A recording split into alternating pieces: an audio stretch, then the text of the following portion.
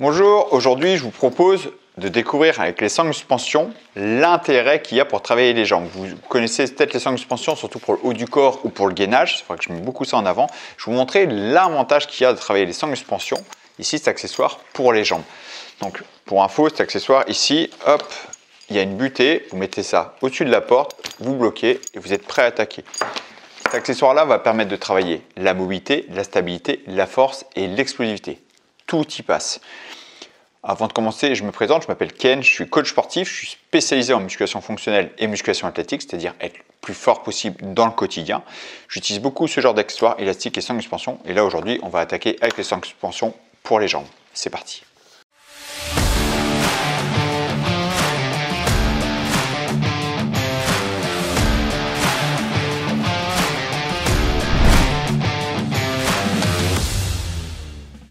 Les sangles de suspension sont parfaites pour le bas du corps parce qu'elles offrent un soutien tout en rendant vos exercices plus exigeants et en améliorant la stabilité.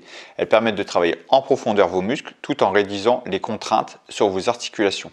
Que vous soyez débutant ou confirmé, elles s'adaptent à tous les niveaux. Vous allez voir tous les niveaux et tous les objectifs.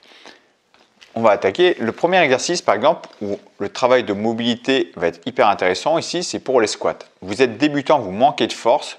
Les squats avec les sangles de suspension, c'est vraiment facile. Vous pouvez réaliser un squat profond en vous appuyant légèrement avec la sangle, légèrement ou fortement avec la sangle, vous aidez des bras. Vous pouvez partir les genoux un peu plus sur l'arrière pour soulager la mobilité des chevilles, c'est souvent un problème. La mobilité de cheville, c'est un problème. Donc avec les sangles de suspension, vous pouvez facilement faire un squat complet, donc aidé par les bras et en déchargeant un peu cette pression sur les chevilles pour descendre complètement. Donc vous allez travailler la pleine amplitude, sans douleur articulaire et aider grâce au bras pour soulager votre poids de corps. Alors le deuxième exercice va être un travail de stabilité, donc là c'est plus avancé, stabilité avec les fentes. Alors pour la version 1, version débutant, vous prenez les sangles dans les mains pour les fentes. La version plus avancée, c'est le pied dans la sangle. Donc là, gros travail de stabilité. Donc j'aime beaucoup cet exercice. Vous pouvez vous tenir un début avec un manche à balai pour vous équilibrer. Et ensuite, en douceur, les fentes avec le pied dans la sangle, je vais chercher à me redresser et amener le pied arrière devant.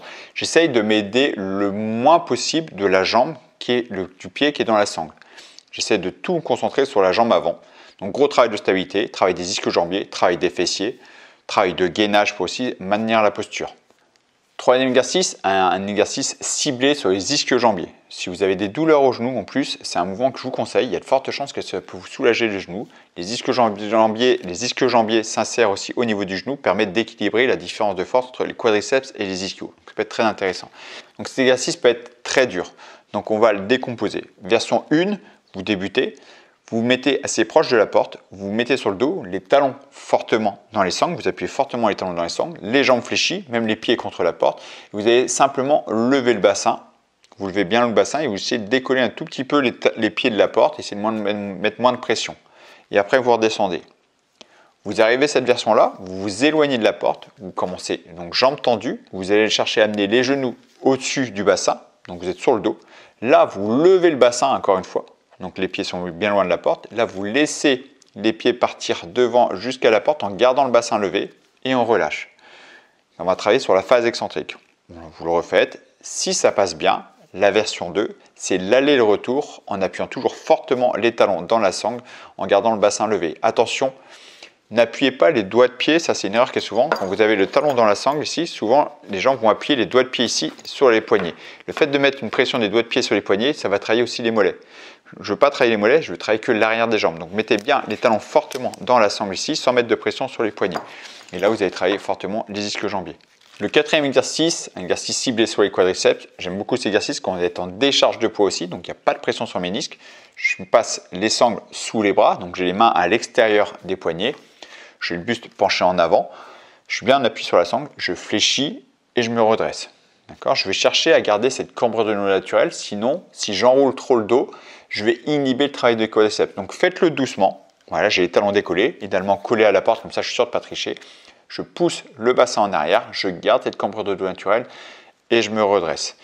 Essayez de le faire lentement pour bien sentir le dos. Si vous le sentez, les cuisses, je veux dire, pour bien sentir les cuisses. Si vous ne le sentez pas, il y a de fortes chances que vous descendez trop bas, que vous enroulez le dos. Donc faites-le doucement, un petit temps mort en bas et vous remontez. 5e exercice, là on va commencer à travailler en force. Donc là c'est niveau avancé, vous êtes intéressé par la force, c'est l'exercice qu'il vous faut, le pistol squat. Il y a plusieurs adaptations pour le pistol squat, donc je vais m'aider de les angles pour l'équilibre et au début je vais glisser ma deuxième jambe pour me stabiliser, pour m'aider un petit peu pour la montée. J'essaie jambe droite, jambe gauche. Je suis à l'aise, j'essaie de faire le pistol squat, donc je squatte sur une jambe, en m'aidant fortement des bras. Les bras vont m'équilibrer et vont me mettre en décharge de poids comme le squat que je vous disais au début. Je vais chercher à descendre doucement, bien le pied à plat au sol, le genou aligné avec le pied, très important, c'est ça qui va être très dur dans cet exercice, on garde bien le genou aligné avec le pied. Et petit à petit, plus je vais être à l'aise, je vais mettre de moins en moins de pression avec mes mains. Je vais chercher à avancer le genou, il faut une bonne mobilité de cheville pour réussir à le faire. Et je vais pouvoir descendre comme ça en mettant plus ou moins des mains. Et plus je suis à l'aise, moins je mets des mains pour faire le pistol squat. Et on finit avec de l'explosivité pour les cuisses, j'aime beaucoup ça, l'explosivité. 2 versions. Le squat sauté où on est devant la sangle, je me tiens à la sangle et je vais chercher à sauter. Donc là, grâce à la sangle, je peux chercher à travailler l'amplitude complète, comme le squat qu'on a vu au début. Je descends jusqu'en bas et je saute. Plus je suis à l'aise, plus je comprends l'importance des sangles aussi pour pousser dans la sangle, pour sauter plus haut que ce que je pourrais faire sans la sangle. L'intérêt de sauter plus haut, ça va être sur la phase excentrique, l'atterrissage du saut. Je vais sauter haut. Et vu que je vais sauter plus haut, je vais devoir amortir et ça va travailler plus la phase excentrique, la descente, pour travailler fortement les ischio-jambiers. Donc j'amortis toujours bien. Je suis fatigué, je ne rate pas mon amorti, c'est-à-dire je fléchis bien les jambes pour amortir. L'autre exercice que j'aime beaucoup, c'est version quadriceps. Je reprends le front squat dans les sangles, où je vais mettre les mains à l'extérieur des sangles, je suis appuyé sur la sangle, j'ai compris le mouvement, j'accélère le mouvement, je le fais de plus en plus dynamique et après je le fais avec un saut.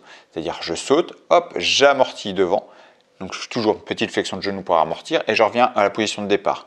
Je reprends petit à petit comme ça et quand je suis à l'aise, je le fais plus dynamique avec un simple rebond. J'amortis, je reviens, j'amortis, je reviens, c'est très dynamique. Donc travail de quadriceps avec un travail d'explosivité et de cardio. Donc, comme je le dis souvent, avec les sangles de suspension, c'est vraiment un accessoire où vous pouvez tout travailler et adapter à tout niveau. En fait, vous pouvez facilement adapter l'exercice à votre morphologie, à votre mobilité et à votre capacité de force. D'accord ? Il suffit de jouer avec les angles. Si vous êtes intéressé pour suivre un programme complet où vous êtes coaché, j'ai un programme où c'est ma femme qui fait la séance et moi je suis à côté en tant que coach où je vous guide. Donc ma femme va faire quelques erreurs aussi parce qu'elle va découvrir le programme en même temps que vous. Donc ça permet de corriger, voir les erreurs que vous pouvez faire, trouver les adaptations et on y va progressivement du débutant jusqu'à un niveau assez confirmé. Si ça vous intéresse, je vous invite à cliquer ici, à aller voir ce programme et moi je vous retrouve de l'autre côté. En attendant, j'espère vraiment que cette vidéo vous a plu. Si c'est le cas, n'hésitez pas à liker, à commenter et à vous abonner si ce n'est pas déjà fait. Et moi je vous dis à très bientôt pour une prochaine vidéo. Merci. Ciao.